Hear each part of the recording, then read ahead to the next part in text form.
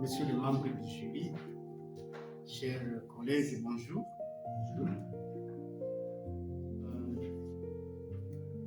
Le présent exposé s'inscrit dans une réflexion didactique.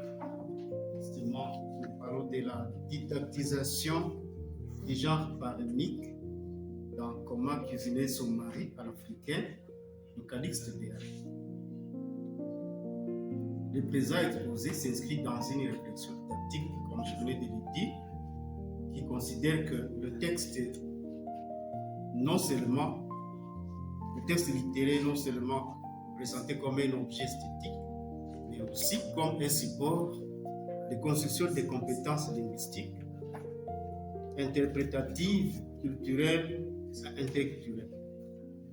À travers ces romans, Comment cuisiner son mari à l'africaine de Calixte Béala, il s'agira pour nous de montrer comment les proverbes, les maximes, les dictons et les expressions proverbiales ne sont pas seulement des ornements, ne sont pas des simples éléments esthétiques, mais ils condensent une expérience collective, organisent les discours, caractérisent les personnages et ouvrent l'école à la mémoire orale africaine. La didactisation des styles paramiques véhiculée dans ces romans, Comment cuisiner son mari à l'africaine, a été choisi en vue de leur adaptation pour adapter ces proverbes-là aux réalités cognitives et socio-culturelles des élèves de 7e et 8e année d'enseignement de base à l'estime mykéno-islamique.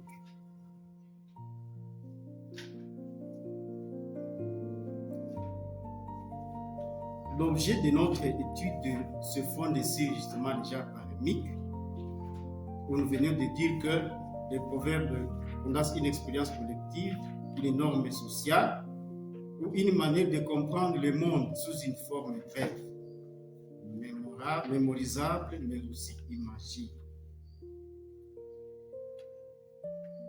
L'œuvre étudiée, c'est Comment cuisiner son mari à l'africaine de Calixte Béala, publié en 2000 chez Abbé Michel. Et le texte est fondé sur le corpus justement principal, constitué des proverbes et maximes, comme nous venons de le dire tantôt, et orienté maintenant dans une classe de 7e et 8e année de l'enseignement de base. Et le problème est fondé sur maintenant comment ces proverbes peuvent quitter de cette culture, des proverbes culturels deviennent maintenant un objet enseignant, un objet enseignant. C'est ça en fait. Maintenant, comment y arriver, c'est ça la question. C'est ainsi que pour mener cette recherche, une question centrale ou une question principale nous est venue à l'esprit, selon laquelle comment adapter et enseigner les genres paramiques véhiculés dans Comment cuisiner son mari africain aux réalités cognitives et socio-culturelles des élèves de 7e et 8e année de l'enseignement de base à l'Institut mykéno-islamique. De cette question centrale ou principale découlent aussi des questions spécifiques. La première question spécifique concerne et est mise de cette manière: quelles sont les principales caractéristiques linguistiques, discursives et culturelles des proverbes et expressions proverbiales présentes dans les romans? Quelle fonction ces formes paramiques remplissent-elles dans la construction du récit, dans la caractérisation des personnages et la dynamique argumentative de l'œuvre? Quelle stratégie, comme troisième question, ou activités et modalités d'évaluation permettent de didactiser ces formes pour les élèves de 7e et 8e année de l'enseignement de base? Et enfin, quels effets cette démarche peut-elle produire sur la compréhension et l'ouverture intellectuelle des apprenants. Cette démarche ou cette recherche a comme objectif principal analyser les genres parémiques dans les romans Comment cuisiner sommaire à l'africaine afin de concevoir, expérimenter et apprécier une démarche didactique adaptée aux profils cognitifs et socioculturels des élèves de 7e et 8e année de l'enseignement de base à l'Institut Mikeno islamique. De cet objectif général ou principal découlent 4 objectifs. Le premier objectif spécifique est d'inventorier les proverbes, les maximes, les dictons et autres expressions proverbiales qui se retrouvent dans les romans en question. Deuxième objectif, c'est étudier leurs fonctions narratives, leurs fonctions argumentatives et sociales et culturelles telles que cela se présente dans l'œuvre. 3. Concevoir une séquence didactique articulant la lecture, l'interprétation, l'oral, l'écriture, la comparaison culturelle et le réemploi des parémies. Et enfin, mesurer la compréhension, l'interprétation, la modalité lexicale et le réemploi contextualisé. De ces problématiques et de ces objectifs découle cette hypothèse principale. Une didactisation contextualisée du genre parémique du roman, appuyée sur les repères cognitifs et socioculturels des apprenants, devrait améliorer leur compréhension, leur appropriation, leur réemploi de proverbes, tout en renforçant les compétences linguistiques, interprétatives et interculturelles. Des objectifs spécifiques. Les parémies structurent le récit, caractérisent les personnages,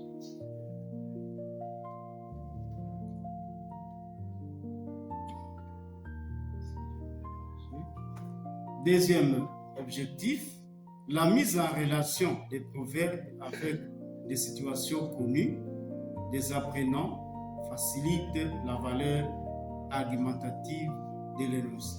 La valeur pragmatique de l'énoncé. La discussion, la reformulation, la comparaison, les jeux des rôles et écrite favorise davantage le réemploi des proverbes et l'intégration sociale des apprenants.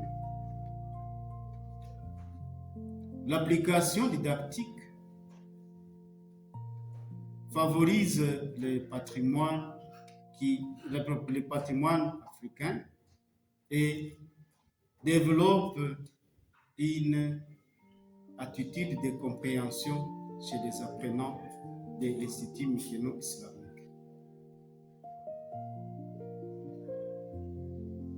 Concept clé de la recherche. Nous allons parler de la parémiologie, de la didactique, de la didactisation, mais aussi de la lecture littéraire. Les théories et approches mobilisées. Nous allons nous atterrir à l'approche des genres discursifs, à la didactique de la lecture littéraire, de l'approche culturelle et interculturelle.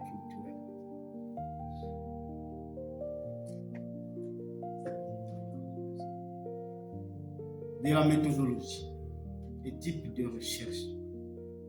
La recherche adoptera une démarche descriptive, analytique et appliquée à domination qualitative. mais il sera complété par quelques données quantitatives simples. Population d'études d'échantillonnage. Notre population cible, nous l'avions déjà dit, il s'agit des élèves de 7e et 8e année de l'enseignement de base à l'Institut islamique. Et l'échantillon, justement, un échantillon raisonné, basé sur une classe intacte de 7e et de 8e année, seront retenus selon l'accessibilité et la disponibilité institutionnelle. Mais à côté des élèves, nous voyons aussi les enseignants. Le corpus principal, ce sont les proverbes, les maximes, les dictons et les expressions proverbiales identifiées dans les romans Comment cuisiner son mari à l'africaine. La fiche documentaire, donc pour chaque occurrence, nous allons formuler, nous allons contextualiser, nous allons donner le sens, mais aussi la fonction discursive et la valeur culturelle de chaque structure parémique.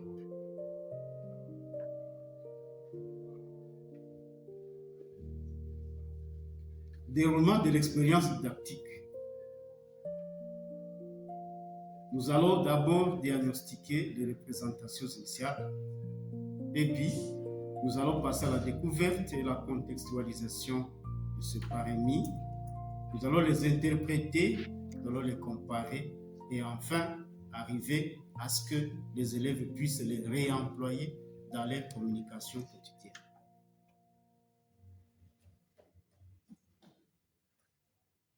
Du chronogramme, le chronogramme est bien ici là-bas. Des cohérences, maintenant, quel est l'apport attendu de ces projets ici?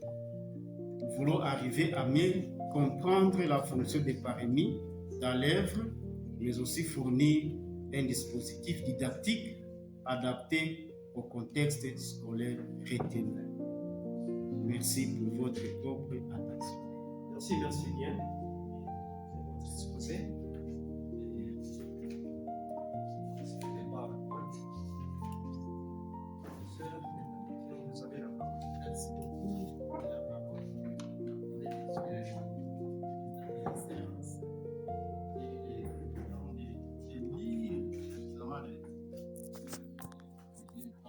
Projet de l'étude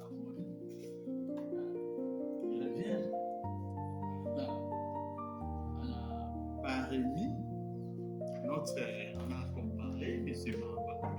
Vous avez pratiquement des projets similaires, mais avec des corpus différents. Et c'est bien comme ça. Pour dire qu'on peut prendre une même thématique, n'est-ce pas, mais sur des corpus différents, sur des échantillons différents, n'est-ce pas? L'essentiel, c'est de voir le degré, n'est-ce pas, de convergence, n'est-ce pas, et de divergence. J'ai vraiment aimé votre manière de présenter le texte, votre attitude, n'est-ce pas, votre posture, c'est bien, votre présentation. Même vous détaillez les aspects, la chronologie, j'ai aimé. Pour améliorer la qualité de ce travail, je voudrais que vraiment prochainement il ne faut plus faut dire professeur ordinaire en majuscule, n'est-ce pas? Oh, majuscule, n'est-ce pas? C'est un minuscule. Oui, c'est un minuscule, hein? Vous allez corriger ça, n'est-ce pas? C'est ma ça. Professeur ordinaire, comme tout le monde. Le professeur ordinaire. C'est une fille ordinaire. C'est la magie. D'accord. Merci beaucoup. Alors, c'est un peu des soucis, hein. Mais dis bon, vous choisissez le niveau Ben 1-1. C'est la 7e et 8e. Pourquoi ne pas choisir notre niveau plus élevé? Quand il s'agit d'un proverbe, C'est tout ça. non, je ne vais pas vous imposer, mais Non, c'est ça. c'est ça. Et on s'y attendait aussi. Même hier, Oui.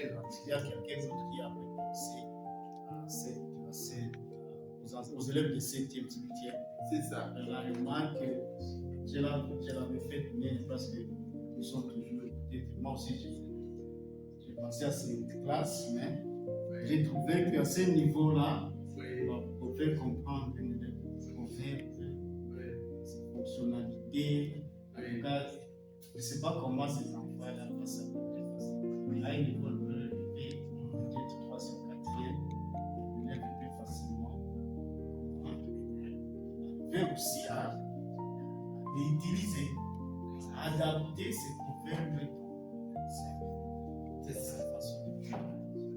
Bref, on va changer, n'est-ce pas? En plus, c'est là, il faut prendre en évidence que nous avons affaire à un texte, n'est-ce pas, difficilement didactisable, surtout son contenu. Ce contenu, il est, moi je dis, il est lascif. Lascif, vous comprenez lascif? Lascif, c'est-à-dire presque interdit. N'est-ce pas? Comment cuisiner somalienne africaine? Il y a de la littérature presque lascive, n'est-ce pas? Impudique, une littérature impudique à ce niveau-là. C'est vrai, il y a de la parémie, mais on peut aller au niveau terminal. C'est mieux, n'est-ce pas? Alors, merci, c'est adopté. Oui, c'est adopté, c'est ça. Alors, j'ai revu à la méthodologie. J'ai aimé, vous allez proposer la méthode descriptive, mais quand on est en didactique et qu'on analyse une œuvre, des versants de l'immanence, analyse immanente. Commencez par analyser l'œuvre.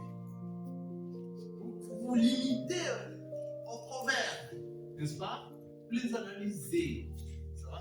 Là, il faut préciser la méthode. Et moi, je propose 3. L'énonciation, la sémiotique.